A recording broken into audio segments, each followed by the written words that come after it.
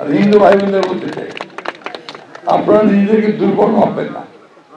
আপনারা সবসময় ভয় পান যে ভোট দিতে যাবো গোলমাল না হয়, ভোট দিয়ে ফিরে আসবো সে কোনো গোলমাল না হয়। আপনাদেরকে আমি আশ্বাস দিতে চাই এবং প্রতিশ্রুতি দিতে চাই যে ইনশাআল্লাহ ভোটের দিন বা ভোটের সময় বা অন্য সময় কখনো কোনো গোলযোগ হবে না। আমরা সেটা শক্ত হাতেই দমন করবো। আপনারা এই দেশের নাগরিক, আমার যে অধিকার আছে সে অধিকার আপনারা আছে। সুতরাং এইগুলো ভয় পাবেন না, নিজেদের পায়ে নিজেরা শক্ত হয়ে দাঁড়াতে হবে। আমরা আপনাদের পাশে আছি, সবসময় থাকবো ইনশাআল্লাহ।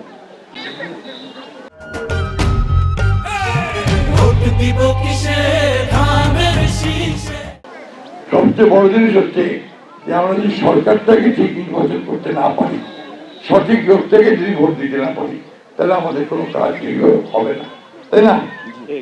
তো আমি জানি না, আমি শুনছি অতীতে নাকি টাকা পয়সা দিলে সব চাকরি দিয়ে দিত, আমি বলতে পারবো না। তো আপনাদেরকে এটুকু কথা দিতে পারি যে আমরা যে নির্বাচিত হই, আমি যে নির্বাচিত হই, আপনাদেরকে কোনো কাজের জন্য কোনো টাকা দিতে হবে না, কাউকে দিতে হবে না। এবং সমস্ত রকমের সন্ত্রাস দুর্বৃত্তায়ন আমরা বন্ধ করার জন্য আপনারা চেষ্টা করব। তো এখন আমরা এইবার আপনাদের ভোটের জন্য আমাদের দল বিএনপি আপনাদের সামনে কয়েকটা কর্মসূচি নিয়ে আসছে। তার মধ্যে একটা কর্মসূচি হচ্ছে আমাদের মা বোনদের জন্য আপনার ফ্যামিলি কার্ড। এই ফ্যামিলি কার্ডটা হচ্ছে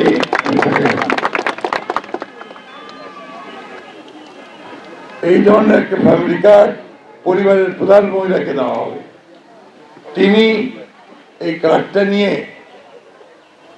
ন্যায্য মূল্যে চাল, ডাল, তেল, লবণ অন্যান্য জিনিসগুলো কিনতে পারবেন।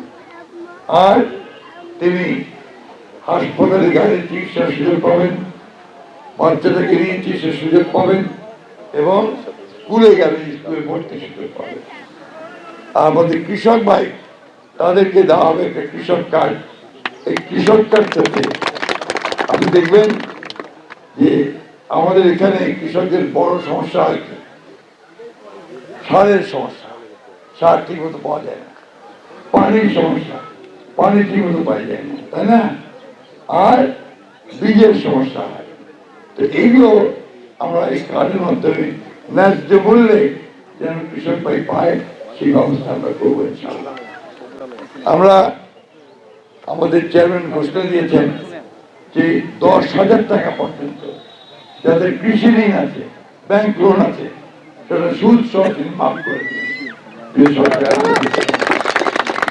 মা বোনদের জন্য যারা এনজিওর কাছ থেকে কিস্তিতে ধার নেয়, দেন আপনারা বিভিন্ন এনজিওর কাছ থেকে, আর ঠিক মতো শোধ করতে না পারলে ওই এনজিও ভাইটা এসে খুব চাপ দেয়, আর বেশি চাপ দিয়েছে মুরগিটা, ছাগলটা নিয়ে চলে যায়, তাই না? এইটাতে আমাদের মা বোনদের খুব কষ্ট হয়। এই জন্য তারেক সাহেব বলেছেন যে ওই দায়িত্বটা আমি দিব, অর্থাৎ তার লোন এবং ওই ঋণ কিস্তি এটা আমরা শোধ করবো, এনজিওকে আমরা দিয়ে দেবো। এই দুটো কাজ সাধারণ মানুষের জন্য বিরাট উপকার হবে। তো এখন ধরেন আমার যদি ইচ্ছা যে ঠাকুরগাঁও যে সমস্ত অঞ্চলগুলোতে কাজ হয়নি সেগুলোতে কাজ করা, রাস্তাঘাট, স্কুল, কলেজ, আর আমার ছেলে মেয়েদের কাজের বলতে বুঝে কাজের ব্যবস্থা করতে হবে।